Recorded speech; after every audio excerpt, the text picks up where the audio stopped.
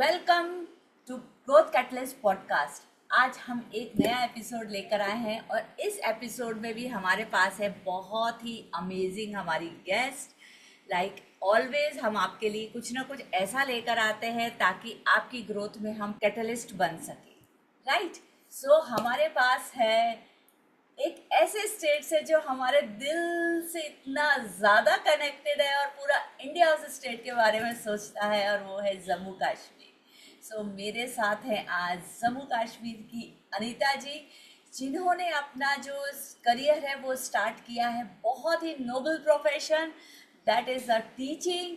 तो उन्होंने अपना करियर टीचिंग से स्टार्ट किया है और वो स्कूल में काउंसलर्स रह चुकी हैं और ट्रेनर रह चुकी है। इंग्लिश की वो ट्रेनर थी बहुत टाइम तक, और आज वो वापस आई क्योंकि वो बच्चों से हमेशा कनेक्टेड रही है। इसलिए कहीं ना कहीं मुझे लगता है कि वो शायद इसीलिए यहाँ पर हम उनसे पूछेंगे कि वो पेरेंटिंग कोचिंग में कैसे आई, और now she is a amazing amazing parenting coach. So मैं इनवाइट करती हूँ अनीता जी को।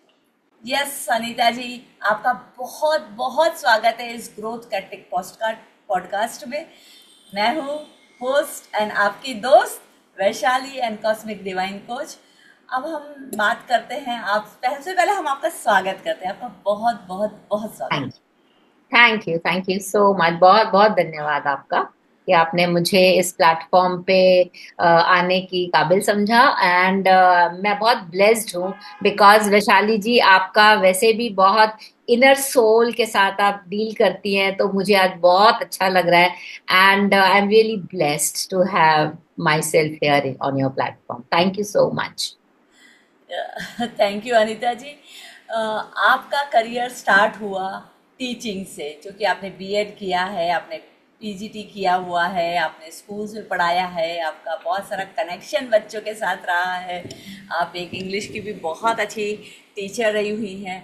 एंड चूँकि बच्चों के साथ अच्छा कनेक्शन रहा है, क्या यही वजह रही है कि आप पेरेंटिंग में आई? क्या आपका वो रहा कि आप टीचिंग से निकलकर पेरेंटिंग में आए?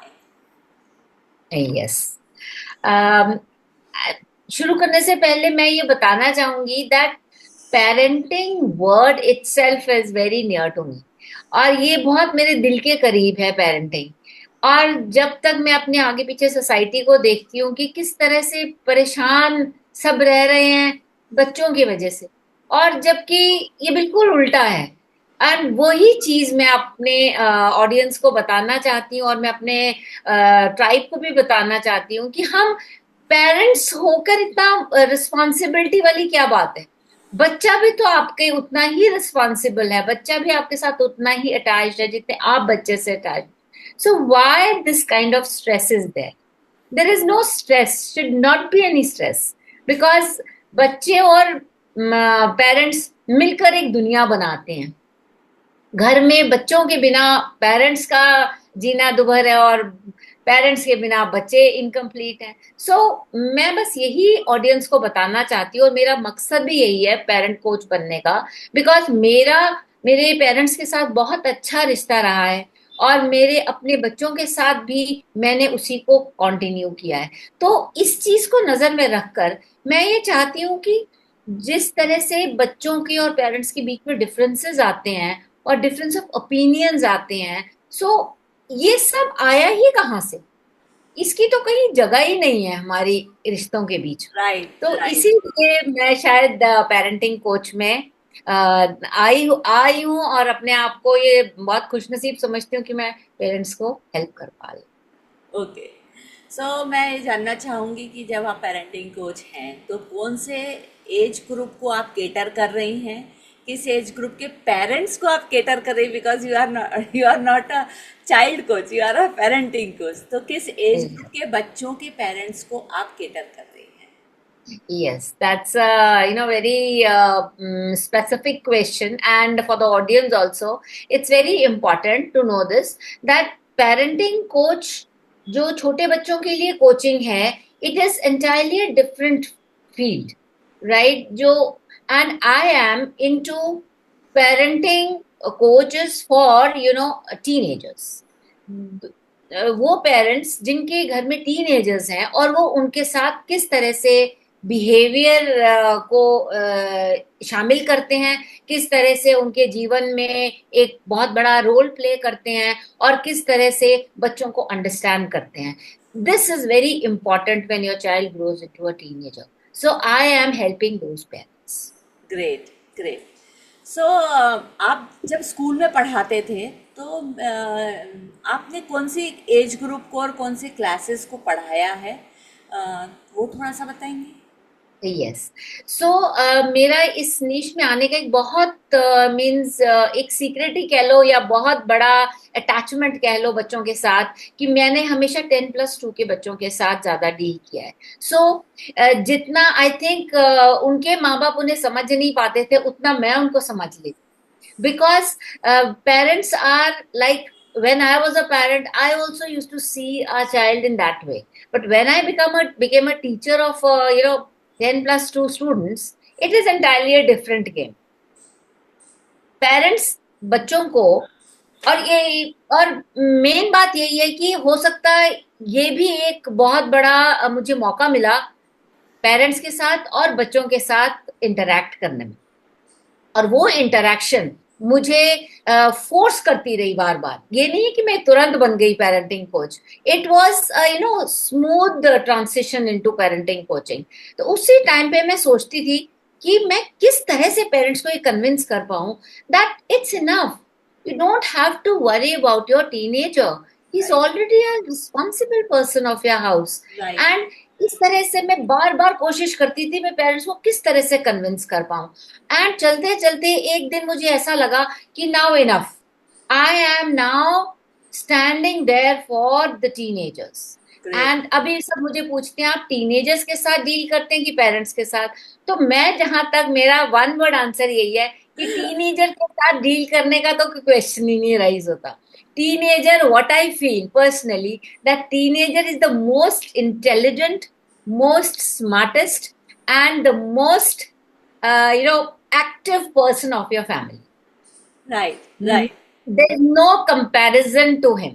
राइट. And अब इधर पेरेंट्स का जो रोल होता है वो बहुत पीछे जा चुका है.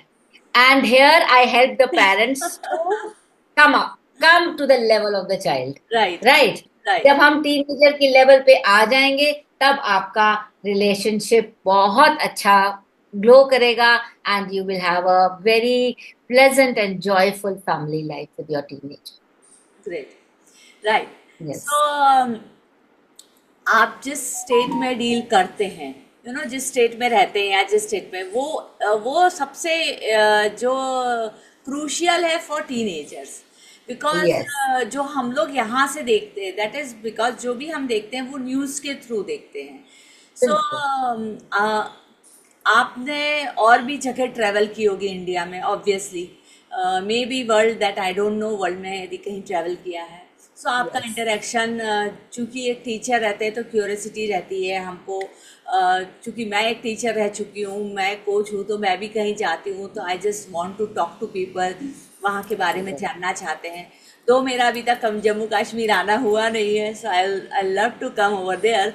But right now I want to know in a very brief manner कि आप बहुत एक ब्रीफ उसमें बताएं कि क्या जनरल जो इंडिया के दूसरे जगहों के बच्चे हैं और वहाँ से जम्मू कश्मीर के जो टीनेज बच्चे हैं, उन दोनों के बीच में एक तो डिफरेंस क्या है या उनकी प्रॉब्लम्स डिफरेंस क्या है. सिमिलरिटी तो बहुत मिलेगी सभी बच्चों में, बट यहाँ सबसे इम्पॉर्टेंट होता है कि उनकी प्रॉब्लम्स किस तरीके से डिफरेंट है from the other country. Because 370 की वजह से हमको पता है कि जम्मू कश्मीर का एक अलग रूप था. नाउ इट इज़, अब हम सोचते हैं कि इमर्ज हो चुका है, जबकि पहले से इंडिया में ही है, बट उसको हमेशा एक अलग देखा गया था. सो अनीता जी, मैं आपसे सबसे पहले जानना चाहती हूँ कि आप एक ऐसे स्टेट से आ रहे हैं जो कि बहुत ही क्रूशियल है इंडिया के लिए, कि 370 से पहले और 370 के बाद एकदम नज़रिया बदल गया है.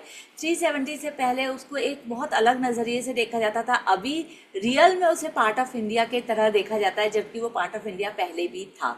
सो मैं यहाँ पे ये जानना चाहूँगी, चूँकि आप एक बहुत ही ऐसे स्टेट से आ रहे हैं जिसके वहाँ वो लोगों को बहुत गलत फहमियां हैं बच्चों को लेकर specifically. So all over India के बच्चे और जम्मू कश्मीर के जो टीनेज बच्चे हैं स्पेसिफिकली, उनका बीच में, दोनों के बीच में डिफरेंसेस ऑफ क्या है कि ऐसा क्या है जो वहाँ के बच्चे और यहाँ के बच्चों को थोड़ा डिफरेंट करते हैं, क्या ऐसा कुछ है या हमको ही ऐसा लग रहा है ऐसा कुछ है? सो प्लीज़ इसके बारे में थोड़ा आप हमको बताएंगे। हाँ, right.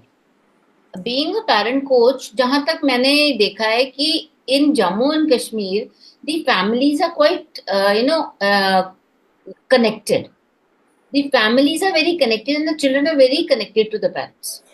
This is, I think, I would say that it is a plus point for the families. That the parents don't leave the child so much. Like in other states and all, we see that children are quite independent. Children can go to places on their own and make their own decisions. In Jammu and Kashmir, due to the political scenario, due to the social network, like disturbances ki wajah se bhi, maybe this is all due to these circumstances, that the families are quite interconnected. They don't leave their children alone. It is maybe the insecurity also. So in that case, the children are more into homeschooling, right? It is not, they are not depending on the schools. Parents are taking everything with them. Parents even leave their jobs to give their children 100%. So they are not into job oriented also, but they want that the value system is very strong in Jammu. This is very good point, and maybe this is the only reason that the external forces are less of उसके ऊपर, family के ऊपर कम उसका pressure पड़ता है, क्योंकि family खुद ही interwoven है.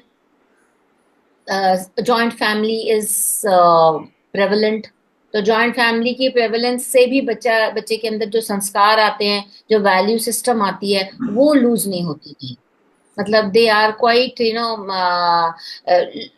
Serious and quite conscious. Children जो नई जनरेशन है, वो भी अगर कुछ नया स्टेप उठाती हैं, they will go back, look back, what is their value system, whether they are not going wrong, and they take lots of inspiration from the previous generation. This is the plus point. And related to the other states, वहाँ states में क्या है कि बच्चे independent हैं, teenagers independent हैं, so फिर parents को लोड पड़ जाता है. पेरेंट्स का ज्यादा लोड है, क्योंकि अगर बच्चा इज गोइंग आउट ऑफ वे और पेरेंट्स को पता नहीं लग रहा है, सो वहां ड्रिफ्ट स्टार्ट हो जाता है. सो this is the difference what I feel.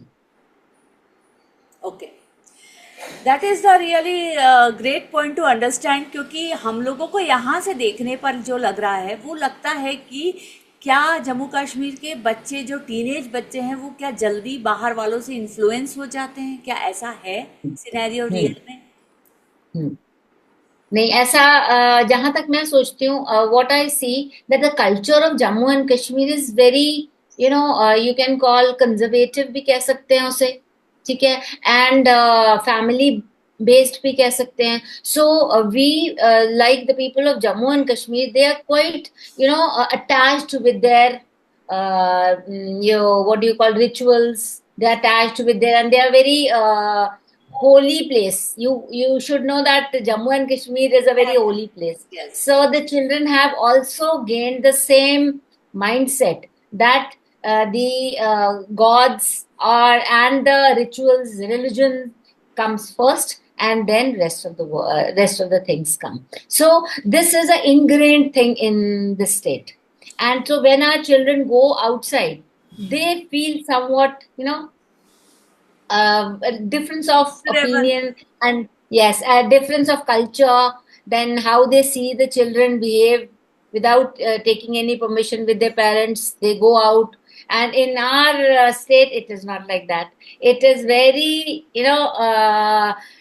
close knit packed family. When our children go abroad also, even then they feel like after 4 or 5 years they are back. Okay. And then people ask you, why are you back? Okay, it's enough. our Jammu is the best, and we are the best. So this kind of the what I feel that it is an emotional bonding. Right, Emotional bonding is very important. Like right. these days, the societies are very open, and the children are left alone. Yes, Especially the teenagers are left alone, and when they are left alone, they are obvious to get into depressions, stress. They don't share anything with the parents. और जब ये चीजें जब कम हो जाती हैं, वहां बच्चों के साथ टेंशन स्टार्ट हो जाती है. So in our state, this scenario is least. I won't say that it is not there. It is there, but it is least. And it is only the influence of modernization coming into all the societies these days. Right, right. So अभी आपने बात की कि जो बच्चे हैं वो depression में जाते हैं या फिर उनको लोनलीनेस फील होती है. The same way right now जैसे आप पेरेंटिंग कोच है, तो आप जो आज आज टीनेज 11 ईयर्स से, हमारे टाइम में 13 14 15 16, 15 16 से शुरू हुआ था, देन 13 14 तक आया था, अभी तो 11 को टीनेज बोलने लग गए हैं. सो Correct, correct. अभी आप बच्चों को, आप पेरेंट्स को क्या ऐसा बताना चाहेंगे कि क्या वजह हो सकती है और किस चीज़ों पे ध्यान देना चाहिए, ताकि, क्योंकि देखिए ऑब्वियसली डिप्रेशन के केसेस मेरे पास भी बहुत आते हैं. बहुत ज़्यादा आजकल के बच्चे इसमें We क्या get बोलते हैं, into it. या सो Yeah. वो उन सब चीज़ों से, यदि पेरेंट्स को क्या चीज़ों पे ध्यान देना चाहिए ताकि Hmm. आपके बच्चों के साथ में ऐसा ना हो, आप इस बारे में क्या कहना चाहेंगे? Yes. So I have got two important points. I will come, construct the talk in just in short, and the very important points. For the teenagers, the parents should have an open communication. If you have an open communication with your teenager, आपके सारी problem sorted. और parents क्या करते हैं कि जैसे बच्चा बड़ा होने लगता है, बच्चे को अलग रूम मिल जाता है, अलग उसका सब कुछ हो जाता है, वो स्टडी टाइम हो जाता है, वो रूम बंद करके बैठ जाता है, एंड वो अंदर क्या कर रहा है, maybe he is getting frustrated of studies, maybe he is getting frustrated that मुझे कितना पढ़ना पड़ रहा है, this no change, this no enjoyment. Specially जब चाइल्ड 10th और 12th में आता है, बोर्ड एग्जाम्स का प्रेशर आ जाता है. और फिर अगर बच्चे को हम थोड़ा सा डांट भी देते हैं, बहुत बार डांट देते हैं, हमें कह रहता है क्या तुम पढ़ नहीं रहे हो, पढ़ो बैठ के, अब तुम्हारा बोर्ड आ रहा है. बस ये वर्ड्स जो है ना बार बार बच्चे के दिमाग में जाते हैं, और बच्चा क्या है, पढ़ने में मन ना लगाकर वो कहीं और अपने एंजॉयमेंट ढूंढने लगता है. और आपको पता है आजकल बहुत सोर्सेज हैं एंजॉयमेंट ढूंढने के. मोबाइल खोल लो and you will get a movie, Netflix खोल लो you will get an enjoyment, games खोल लो.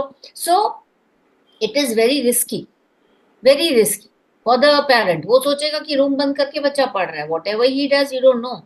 सो in that case we got to have an open communication. Open communication means as a teenager, and secondly, एक तो open communication, and secondly we have to consider his physical as well as his emotional development. Physical development, वो grow कर रहा है, physically भी grow कर रहा है, उसको एडजस्ट करना नहीं आ रहा, he is helpless. I think what I always keep on saying in my tribe, that the adolescent or the teenager, what you call, is the most difficult period of a child. Most difficult, because he is in a transition phase. He is no more a child, and neither he is an adult. He is confused. So what are we parents doing? We are making him more stressed out. एक तो उसको ये नहीं पता चल रहा मैं बच्चा हूं. जब वो बच्चों वाली हरकतें करता है तो हम पेरेंट्स फटाक से क्या देते हैं, क्या तुम इतने बड़े हो गए अभी भी ऐसी हरकतें कर रहे हो. ऑब्वियसली उसका माइंड तो बच्चा ही है ना अभी. और दूसरी तरफ से वो जब बड़ों की तरह बिहेव करता है तो वहां पेरेंट्स फटाफट क्या देते हैं, तुम्हें क्या पड़ी है, बड़े हैं ना, तुम अपना चलो काम करो. So the child is lost. उसको ये नहीं समझ में आता वेयर डू आई स्टैंड. उसकी हम पोजीशन उसको डिफाइन ही नहीं कर रहे हैं. So as a parent we should take it. और secondly one more important thing about adult कि बहुत शॉर्ट स्पैन, छोटा सा पीरियड है. 2-3 सालों के अंदर अंदर the child grows into adult, और आपको पता भी नहीं चलना कि कब वो एडल्ट बन गया। Right, so this is the very important phase. एक तो कम्युनिकेशन ओपन रखिए, and secondly treat him like an adult. Great, this is the very greatest mistake with the parents too. Great. So आपने बहुत important 2 points रखे parents के लिए, but मैं parents की जगह से यदि मैं देखूं, ये तो आप देख रहे हैं बच्चे की जगह से, मैं देख रही हूँ पेरेंट्स की जगह से। तो यस, यदि मैं पेरेंट्स की जगह से देखूं, तो जो ये एडोलेंस किड्स है, जो कह रहे हैं बढ़ रहे हैं, ना बड़े हैं ना छोटे हैं, कहीं बीच में अटके हुए हैं, yes, that time is also very crucial time for parents, because कि उस टाइम वो बच्चे कुछ सुनते ही नहीं हैं और सुनना भी नहीं चाहते, और रिबेलियस, एकदम रिबेल मूड में रहते हैं, हर बात पे रिबेल करते हैं। तो how can parents deal with such child? वो पेरेंट्स कैसे डील करें, क्योंकि उनको भी नहीं आता, मोस्ट ऑफ द पेरेंट्स को भी डील करना नहीं आता, क्योंकि उनके पेरेंट्स ने पता नहीं कौन से तरीके से डील किया होगा। वो जमाना वेरी ट्रू, अलग था और आज जमाना बिल्कुल, थोड़ा डिफरेंट हो गया है, और आज बिल्कुल। ज्यादा एक्सपोजर है। तो पेरेंट्स को किस तरीके से डील करना चाहिए, क्योंकि हम हमेशा पेरेंट्स को ये समझाते हैं बच्चों को समझो, बच्चों को समझो, पर पेरेंट ये सोचता भाई मुझे कौन समझेगा, मेरी भी तो परेशानी समझो। वो सुन ही नहीं रहा है, हर बात पे यस, जवाब दे रहा है, हर बात पे ना बोल रहा है। कहीं भी जाना हो, नहीं जाऊंगा, किसी से मिलना है, नहीं मिलूंगा, रूम से निकलो, नहीं निकलूंगा। सो ऐसे स्थिति में पेरेंट्स कैसे डील? यस, यही चीज है ना। यहाँ हमने ये देखना है कि अगर ये 2-3 साल है हमारे पास बच्चे के, तो उसमें बच्चों को हमने उनकी साइकोलॉजी समझनी है। अगर वो बच्चा बोल रहे नहीं जाना है, तो we can pacify the things. हम उसे एक चीज ही बार बार नहीं बोले, क्योंकि वो काफी मेच्योर्ड बच्चा है और वो समझ रहा है कि पढ़ना है मैंने। अगर पेरेंट्स भी शुरू कर दें पढ़ना है पढ़ना है पढ़ना है, तो ही गेट्स वॉक डाउन। क्योंकि एक तो उसका सिलेबस बढ़ जाता है, टू बी प्रैक्टिकली, अगर हम प्रैग्मेटिकली देखें, एक तो उसकी पढ़ाई बढ़ जाती है 10th के बाद। वो वैसी पढ़ाई नहीं होती है उसकी, सिलेबस बढ़ गए हैं, ट्यूशन क्लासेस लग गई हैं, एक्स्ट्रा वर्कलोड आ गया है। सो आप देखिए, इफ सपोज हम उनकी जगह पे रहें, हमें अगर एक्स्ट्रा वर्क करना पड़े, तो हम तो कभी बच्चों को देखें भी ना, हम बोले नहीं हम तो ओवरलोडेड हैं भैया, तुम हमारे पास मत आओ। So the same thing is with the child. He is overloaded. And if he is overloaded, हमारा as a parent हमें थोड़ा सा अपना ईगो कम करना है। इन इसलिए whenever the tribe which I have in parenting, I don't deal with parents. I don't deal with children. Sorry, I deal with parents. Parents के लिए मेडिटेशंस हैं, पेरेंट्स के लिए प्रेयर सिस्टम्स हैं, पेरेंट्स के लिए to change their own behaviour है, कि हम कैसा बोलते हैं, how you converse. This is the most crucial part of the teenager stage. अगर पेरेंट्स अपनी भाषा नहीं ठीक करेंगे, तो और एक टीनेजर को चाहिए क्या? एक टीनेजर को यही चाहिए ना, अच्छा बेटा अगर आप थक गए हो चलो have a cup of T. अगर वो एक कप चाय पिएगा उसके बाद फ्रेश हो जाएगा, again you go to study. अगर वो 2 मिनट उठ के बाहर घूम रहा है, उसके पीछे आप डंडा लेके पड़ जाएंगे, तुम क्या बाहर ही घूमते रहते हो, पढ़ोगे कब? बस। अब you we have got to understand the child's mind. अगर बच्चा 14 या 15 घंटे पढ़ रहा है, तो ही नीड्स सम रिफ्रेशमेंट। और उसको हफ्ते में एक बार पिकनिक लेके जाया जा सकता है। हफ्ते में चाहे 1 दिन, 15 डेज में एक दिन आप उसको मूवी ले जाएं। अगर आप उसके साथ वो मूवी देख लेगा, आपके साथ वो फ्रेश हो जाएगा, again he come back to his studies. So it is the way the parents approach the issue.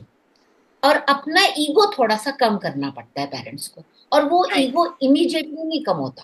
We right, have got to train our minds. Right. तो इसलिए पेरेंटिंग बन गया है ये कि we help the parents to train themselves. Great, great. So ये transformation period सिर्फ बच्चे का नहीं है, एक पेरेंट्स का भी है कि आपको भी ये टाइम में ट्रांसफॉर्म होना है, खुद को ट्रांसफॉर्म वेरी करना है, खुद को भी समझना है, बच्चे को भी समझना है। सो पेरेंट्स के पास तो ऑलरेडी ओवरलोडेड जिम्मेदारी है और वो जाएगी नहीं, दैट इज फॉर ट्रू। सो अनीता जी ने हमको बहुत ज़्यादा अच्छे से समझाया इस बारे में, खासकर टीनेज पेरेंट्स के लिए। It's amazing amazing tip and amazing, आपने बहुत अच्छी बातें कही और उनको लेके भी, और हमने थोड़ा जम्मू कश्मीर के बच्चों को भी समझा कि किस तरह कैसे वो थोड़े से डिफरेंस इसलिए हैं क्योंकि वहाँ का culture because of some of the lots of reasons different है। सो मैं जाते जाते अनीता जी को ये बोलूँगी कि क्या वो कुछ फ्यू इंस्टेंट टिप्स दे सकते हैं पेरेंट्स को, because she is a parenting coach, तो ताकि वो टीनेज बच्चों के पेरेंट्स को थोड़ी सी राहत मिल सके। Just few quick tips. Yes yes Vaishali ji, it's pleasure that आप मुझे जल्दी जल्दी that you will helping me to come up with that. वैसे तो parenting is a very vast aspect, but you your program is so wonderful that the audience I think will benefit out of this talk.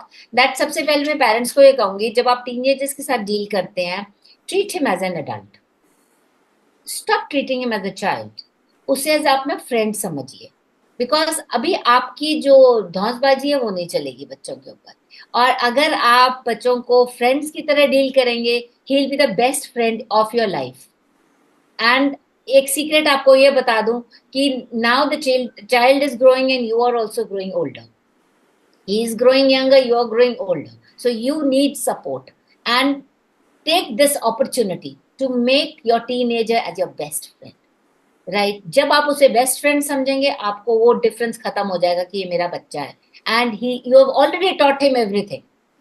आपने अभी तक teenager 14 years की as में आपने सब कुछ सिखा दिया बच्चे को, कैसे खाना है, कितना खाना है, हेल्दी रहना है, कितना पढ़ना है, सब पढ़ा दिया। But now we have got to put a stop on ourselves. हमें अपने को रोकना पड़ेगा, बहुत हो गया पेरेंटिंग, ठीक है। Now we have got to be a support system to our child. अब हम बच्चे के आगे नहीं चल रहे हैं, हमने थोड़ा सा अपनी स्पीड कम कर देनी है और बच्चे के साथ चलना है। सुपर। बच्चे के जब हम साथ चलेंगे, then your life will be a bliss, और आपका बच्चा आपको कभी भी छोड़ना नहीं चाहेगा, लाइफ भर वो आपके साथ रहना चाहेगा, and it will be a strong bonding with your child. Superb, that is superb, superb, golden, very golden nuggets you'll get from Anita ji से। आपको बहुत ज़बरदस्त गोल्डन नगेट्स मिले हैं और मैं चाहूँगी कि अनीता जी हमारे पॉडकास्ट पर फिर से आएँ। सो राइट नाउ अनीता जी को हम थैंक यू बोलते हैं कि वो आई और उन्होंने रियली बहुत ही अच्छे से, बहुत ही प्यारे तरीके से उन्होंने एक्सप्लेन किया। और अनीता जी थैंक यू वेरी मच। और मैं तो चाहूँगी कि आप वापस आएँ और हम थोड़ा सा और डिटेल में बात करें। you so much, and I am really blessed to be on your platform, Vaishali ji. and आपने अपने प्लेटफॉर्म के माध्यम से मुझे ये मौका मिला कि मैं अपने विचार प्रकट कर सकूं और पेरेंट्स को कुछ हेल्प दे सकूं। थैंक यू वेरी मच, बहुत हेल्प किया आपने। Thank you so much. जो ये आज का हमारा ये पॉडकास्ट था, it you will get lots of golden nuggets. मुझे तो बहुत ज़्यादा गोल्डन नगेट्स मिले और मुझे ऐसा लग रहा है कि काश मुझे अनीता जी पहले मिली होती जब मेरा बच्चा टीनेजर था, तो शायद मेरे लिए भी और मेरे बच्चे के लिए भी थोड़ा आसान होता वो जर्नी को तय करना। बट ये आप लोगों के लिए ये बहुत आसान बना दिया है और आप यदि इनकी टिप्स को फॉलो करेंगे तो डेफिनेटली आपके और आपके बच्चे की लाइफ में बहुत ज़्यादा चेंजेस आने वाले हैं। अनीता जी की जो डिटेल्स है वो मैं साथ में डिस्क्रिप्शन में डाल रही हूँ। आप यदि कोई टीनेज पेरेंट्स उनके साथ कनेक्ट करना चाहते हैं तो ज़रूर कर सकते हैं। और बाकी हेल्प्स के लिए तो मैं हूँ ही आपके साथ में, आपकी दोस्त हूँ Vaishali here. And so will meet you in the next podcast, कुछ एक अच्छा टॉपिक लेके जो आपकी ग्रोथ में कैटलिस्ट बने. So welcome you all for growth catalyst podcast. और इस चैनल को सब्सक्राइब करना बिल्कुल भी ना भूलें, ताकि आपको नोटिफिकेशन फटाफट मिल जाए कि हम नेक्स्ट क्या लेकर आ रहे हैं. मुझे पता ही है कि अब आप लोग वेट करते हैं हर वीक की क्या आने वाला है. So signing off. Thank you, thank you, thank you very much.